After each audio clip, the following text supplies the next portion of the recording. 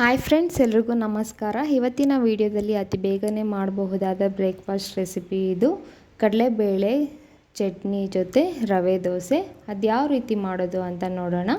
ಒಂದು ಪಾತ್ರೆಗೆ ಅರ್ಧ kg ಚಿರೋಟಿ ರವೆ ತೊಗೊಂಡಿದ್ದೀನಿ ಮತ್ತು ಅರ್ಧ ಲೀಟ್ರು ಫ್ರೆಶ್ ಮೊಸರು ತೊಗೊಂಡಿದ್ದೀನಿ. ಇದನ್ನು ಚೆನ್ನಾಗಿ ಮಿಕ್ಸ್ ಮಾಡಿ ಒಂದು ಅರ್ಧ ಗಂಟೆ ನೆನೆಸಿಟ್ಕೊಳ್ಬೇಕಾಗತ್ತೆ. ಅಷ್ಟರಲ್ಲಿ ಚಟ್ನಿ ಮಾಡ್ಕೊಳ್ಳೋಣ. ಒಂದು ಮಿಕ್ಸಿ ಜಾರಿಗೆ ಅರ್ಧ ಬೌಲ್ ತೆಂಗಿನಕಾಯಿ ತುರಿ ತೊಗೊಂಡಿದ್ದೀನಿ.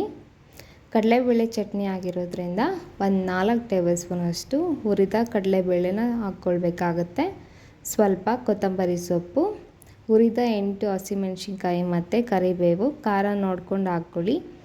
10 ಎಸಳು ಬೆಳ್ಳುಳ್ಳಿ, ಸ್ವಲ್ಪ ಹುಣಸೆ ಹಣ್ಣು, ರುಚಿಗೆ ತಕ್ಕಷ್ಟು ಉಪ್ಪು ಮತ್ತು ಚಟ್ನಿಗೆ ಬೇಕಾಗಿರೋ ಅಷ್ಟು ನೀರನ್ನು ಸೇರಿಸಿ ಸಣ್ಣದಾಗಿ ರುಬ್ಕೊಳ್ಳೋಣ. ಇದಕ್ಕೆ ಸ್ವಲ್ಪ ಒಗ್ಗರಣೆ ಕೊಡೋಣ. ಒಂದು ಕಡಾಯಿಗೆ 2 ಟೇಬಲ್ ಸ್ಪೂನಷ್ಟು ಎಣ್ಣೆ, 1/4 ಟೇಬಲ್ ಸ್ಪೂನಷ್ಟು ಸಾಸಿವೆ ಚಟಪಟ ಅಂದ ತಕ್ಷಣ 2 ಟೇಬಲ್ ಸ್ಪೂನಷ್ಟು ಕಡಲೆಬೇಳೆನ ಸೇರಿಸ್ಕೊಳ್ತಾ ಇದ್ದೀನಿ. ಇದನ್ನು ಒಂದು 2 ಮಿನಿಟ್ಸ್ ಮೀಡಿಯಮ್ ಫ್ಲೇಮ್ ಇಟ್ಟು ಫ್ರೈ ಮಾಡ್ಕೊಳ್ಳೋಣ.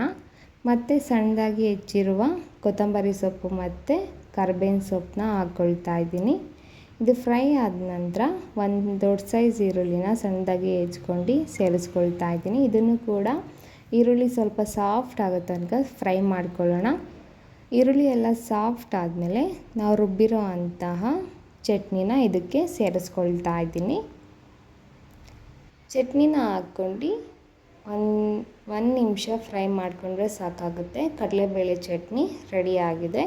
ಇದು ದೋಸೆಗಂತೂ ತುಂಬಾ ರುಚಿಯಾಗಿರುತ್ತೆ. ಇವಾಗ ನಾವು ನೆನೆಸಕ್ಕಿಟ್ಟಿರುವಂತಹ ರವೆ ಹಿಟ್ಟನ್ನು ಅಕ್ಕಿ ಸರಿ ಅದಕ್ಕೆ ರುಬ್ಕೊಳ್ಬೇಕಾಗತ್ತೆ. ಒಂದು ಮಿಕ್ಸಿ ಜಾರಿಗೆ ರವೆ ಹಿಟ್ಟನ್ನು ಹಾಕ್ಕೊಂಡು ಅದಕ್ಕೆ ನೀರನ್ನು ಸ್ವಲ್ಪ ಸೇರಿಸ್ಕೊಂಡು ಸಣ್ಣದಾಗಿ ಗ್ರೈಂಡ್ ಮಾಡ್ಕೊಳ್ಳೋಣ. ಇದಕ್ಕೆ ಸ್ವಲ್ಪ ಕಲರ್ ಬರಲಿ ಅಂತ 1-2 ಟೇಬಲ್ ಸ್ಪೂನಷ್ಟು ಗೋಧಿ ಹಿಟ್ಟು, 1 ಟೇಬಲ್ ಸ್ಪೂನಷ್ಟು ಕಡಲೆ ಹಿಟ್ಟನ್ನು ಗಂಟಿಲ್ದಂಗೆ ಕಲಸಿ ರವೆ ಹಿಟ್ಟಿಂದಕ್ಕೆ ಸೇರಿಸ್ಕೊಂಡು ಸಣ್ಣದಾಗಿ ರುಬ್ಕೊಂಡು ಒಂದು ಪಾತ್ರೆಗೆ ಸೇರಿಸ್ಕೊಳ್ತಾ ಇದ್ದೀನಿ. ನೀರನ್ನೆಲ್ಲ ಸೇರಿಸ್ಕೊಂಡು ರುಚಿಗೆ ತಕ್ಕಷ್ಟು ಉಪ್ಪು ಹಾಕಿ ನಾವು ಸೇಮ್ ಅಕ್ಕಿ ಸರಿ ಇರುತ್ತಲ್ಲ ಅದೇ ಅದಕ್ಕೆ ನಾವು ಇದನ್ನು ಮಿಕ್ಸ್ ಮಾಡ್ಕೊಳ್ಬೇಕಾಗತ್ತೆ. 1-2 ನಿಮಿಷ ಚೆನ್ನಾಗಿ ಮಿಕ್ಸ್ ಮಾಡ್ಕೊಂಡು ಇವಾಗ ದೋಸೆ ಯಾವ ರೀತಿ ಮಾಡೋದು ಅಂತ ನೋಡೋಣ.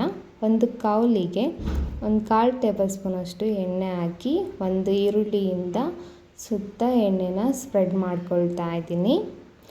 ಎಣ್ಣೆ ಅಥವಾ ತುಪ್ಪ ಯಾವುದಾದ್ರೂ ಆಗುತ್ತೆ. ಇದಕ್ಕೆ ಸ್ವಲ್ಪ ನೀರನ್ನು ಚಿಮ್ಮಿಸಿ ಒಂದು ಬಿಳಿ ಬಟ್ಟೆ ಅಥವಾ ಯಾವುದಾದ್ರೂ ಚೆನ್ನಾಗಿರೋ ಬಟ್ಟೆಯಿಂದ ಈ ಥರ ಕಾವಲಿನೆಲ್ಲ ನೀಟಾಗಿ ಒರೆಸ್ಕೊಂಡು ಇವಾಗ ಸೇಮ್ ಅಕ್ಕಿ ಸರಿ ಎಷ್ಟು ತೊಗೊತೀವೋ ಅಷ್ಟನ್ನೇ ರವೆ ಸರಿನೂ ತೊಗೊಂಡು ಹಂಚಿನ ಮೇಲೆ ಈ ಥರ ಸ್ಪ್ರೆಡ್ ಮಾಡ್ಕೊಳ್ಬೇಕಾಗುತ್ತೆ. ಈ ಥರ ಸ್ಪ್ರೆಡ್ ಮಾಡಿ ಅದರ ಮೇಲೆ ತುಪ್ಪ ಅಥವಾ ಎಣ್ಣೆನ ಹಾಕ್ಕೊಂಡು 1-2 ಕಡೆ ನೀಟಾಗಿ ಬೇಯಿಸ್ಕೊಳ್ಬೇಕಾಗತ್ತೆ. ಇದು ಗೋಧಿ ಹಿಟ್ಟು ಮತ್ತು ಕಡಲೆ ಹಿಟ್ಟು ಆಗಿರೋದ್ರಿಂದ ಒಂದು 2 ಮಿನಿಟ್ಸ್ ಜಾಸ್ತಿ ಬೇಯಿಸ್ಕೊಳ್ಬೇಕಾಗತ್ತೆ. ಇಲ್ಲ ಅಂದರೆ ತಳ ಅಂಟ್ಕೊಂಡಂಗೆ ಆಗುತ್ತೆ.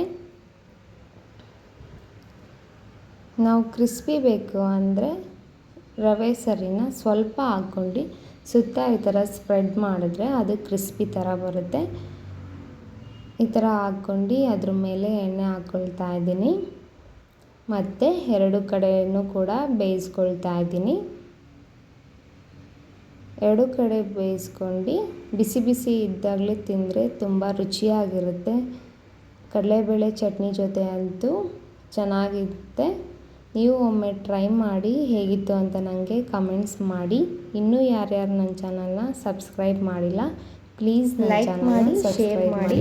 ಕಡಲೆಬೇಳೆ ಚಟ್ನಿ ಜೊತೆ ರವೆ ದೋಸೆ